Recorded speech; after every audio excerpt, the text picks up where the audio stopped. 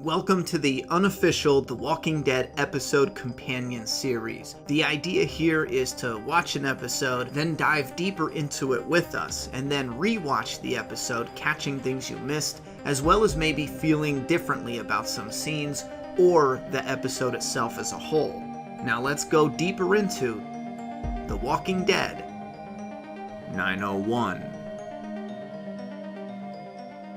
AMC's hit zombie series returns with less viewers, bringing in only 6.1 million total viewers on Sunday, October 7th, 2018. 47% down from Season 8's 11.4 million viewers last October. Now, some viewers did sign up for AMC Premium, which allows them to watch a day early and commercial-free. But if it was an outstanding success in the millions, they likely would have released those numbers.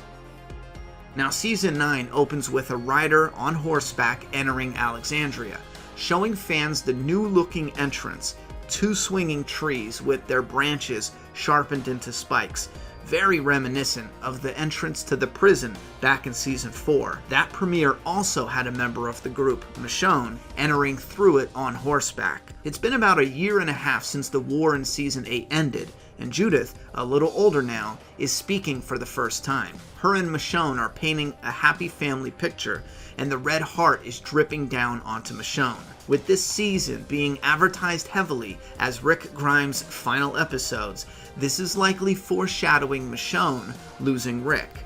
After they go for a walk, calling back to the previous season, when Carl wrote a letter to Rick for him to read after he dies.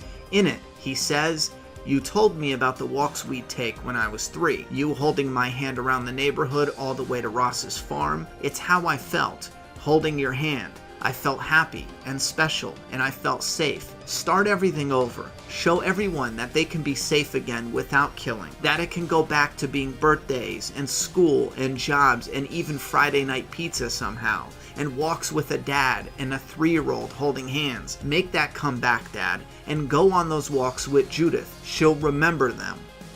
It's a beautiful image and a promise fulfilled in this episode. Rick told Carl he would make it real, and he has. We see Rick, Michonne, and Judith walking around their community. However, an ominous flock of crows burst into the air. A more poetic term is a murder of crows, which could likely foreshadow the doom to fall on Rick. Murdered. The scene then transitions expertly to a close-up of 2 crows sitting on the dead corn stalks at the sanctuary. The symbolism here is explosive. Could the 2 crows mean 2 murderers? Most of the events that play out in this episode is directly because of the dead corn. Things are looking desperate for the sanctuary. 2 saviors, Justin and Arat, are seen stringing up a walker to scare the crows on a wooden X, looking like a crucifixion. This could symbolize punishment, and maybe someone feels that Rick needs to be punished for their current situation. We see the travel routes that have been established. We see signs for Route A, B, we hear Carol refer to D. This is also an eerie callback to the Season 4 finale. In present day, they communicate with walkie-talkies about which routes to take and which routes are clear. In the Season 4 finale, they were led into traps, following doorways marked with Route A, and the termites at Terminus also used walkie-talkies to lead them down that route. Gareth is even heard yelling, "Get them off of Route B," as the other termites shoot at their feet, blocking their path, sending them down Route A to the train car A at the end.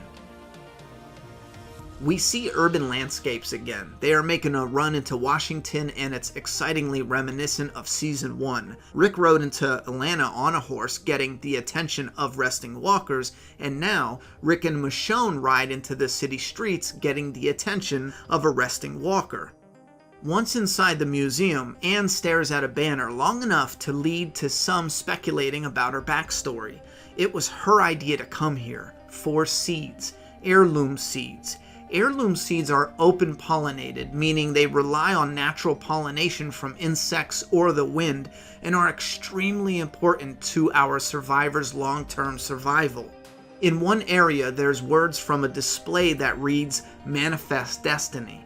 Westward expansion, which was the belief that the United States is destined to spread self-advancement, civilization, and democracy across the continent to the Pacific Ocean. It contained racist ideas that it was acceptable to remove Native Americans and Mexicans from their land because they were holding up progress. This is most likely foreshadowing the future villains, since in the source material, the conflict began because of territory, expansion, and that villain group travels and lives off the land similar to Native Americans. But let's not forget, it's not meant to represent them. A side note, Western expansion also could be a meta nod to Morgan going west, expanding the connection between the two shows.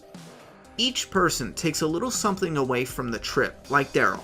He gets the nerve to talk with Rick about being better on runs than leading the sanctuary, not believing it could even work there. He sees it as a waste of his time. Michonne sees a Civil War image that reads a perfect union, the conflicts that shaped our nation. Afterwards, she'll speak to Rick about making a chapter, rules and punishments for all the communities to follow. There's a touch of ominous foreshadowing though, with a bloody handprint over the small Civil War section on the poster. Now this doesn't mean that things have to get bloody, but our communities will for sure be butting heads coming up. It's important to note that Maggie is hopeful and helpful, saying this is going to work. When they find useful equipment, she says the Hilltop blacksmith can use it for a model and make more, giving one for the sanctuary to try and fix things there. By the end of this trip, her attitude will change drastically. Along with the very important heirloom seeds, our heroes find a canoe,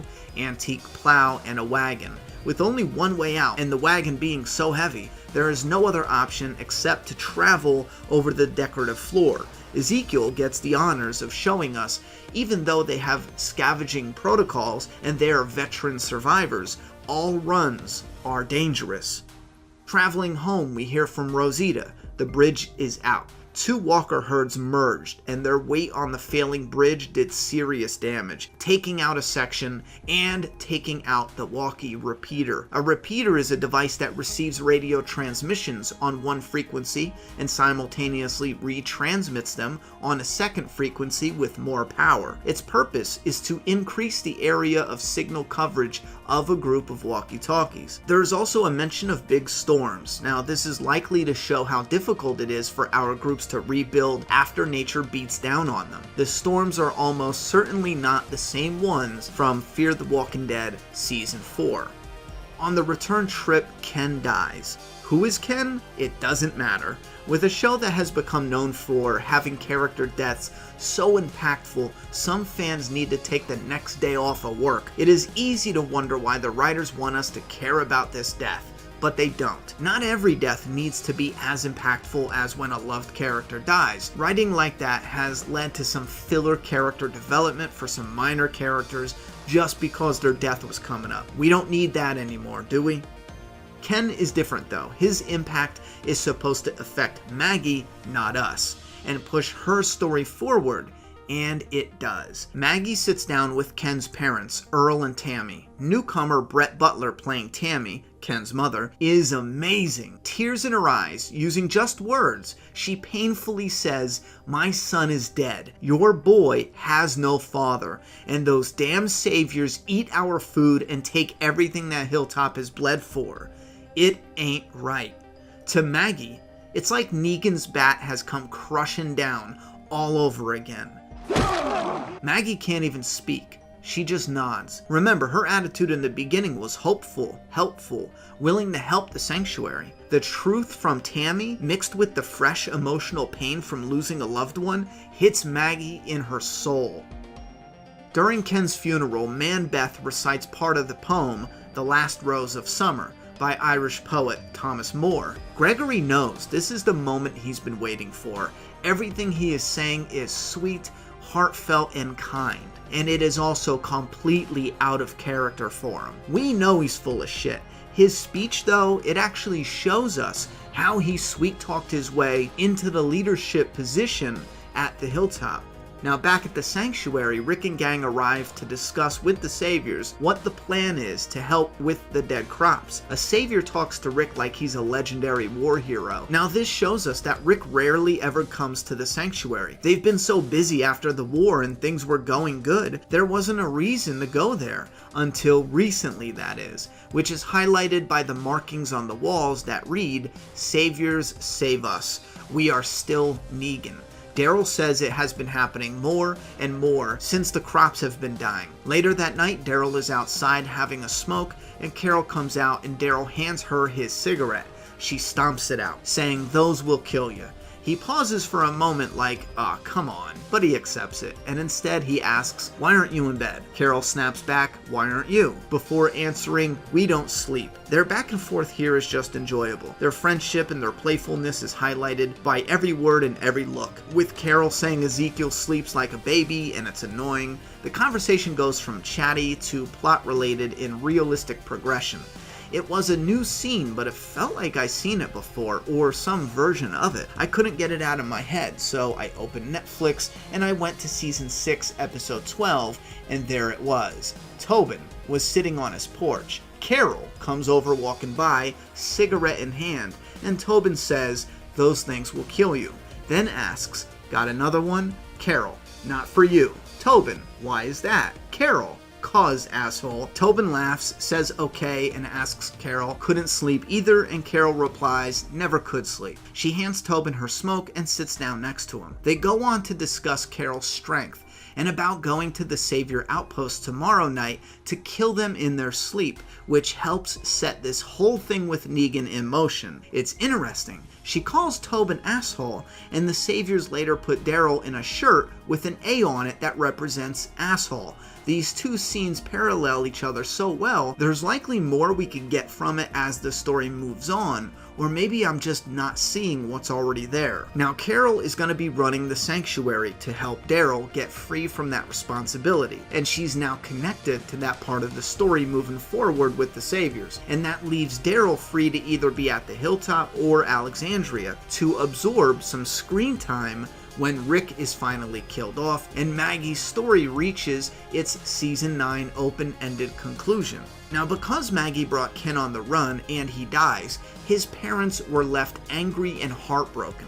Earl, a recovering alcoholic, was an easy pawn for Gregory to get drunk, manipulate, and move into position. But in true Gregory fashion, he screws it up. He manages to get Earl so drunk, he fails miserably at killing Maggie, which leads him to try to do it himself.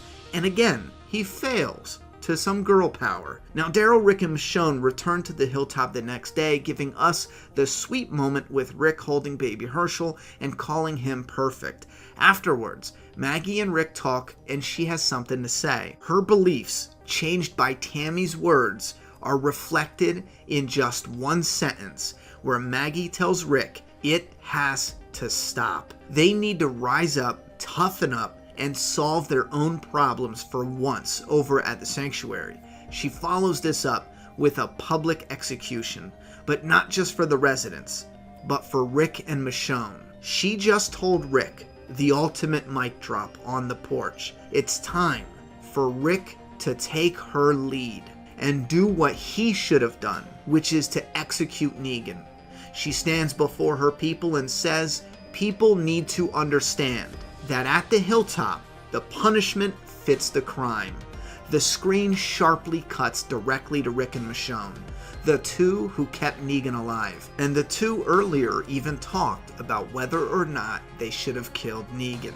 Now this episode doesn't just have season 1 vibes all throughout, but between the horses, the wagons, the bartering, building, small community politics, the hanging, and more, it also has a Western vibe to it that's refreshing for this series. Because so much time has passed, we will never get back the earlier seasons. With Rick's exit just 4 episodes away, the best hope this show has is to successfully pull off an invisible reboot, giving us a story so immersive, so entertaining, we continue to watch. Only after the season is done, we look back and see that Season 9, Episode 5 is a true ending to the Rick Grimes-centric part of the Walking Dead story.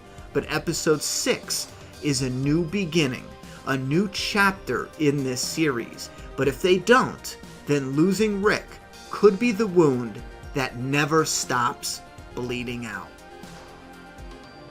I want to thank everybody who made it to the end. This is the type of video I've been thinking about for years to make, but I just couldn't quite get a grasp on the structure of it.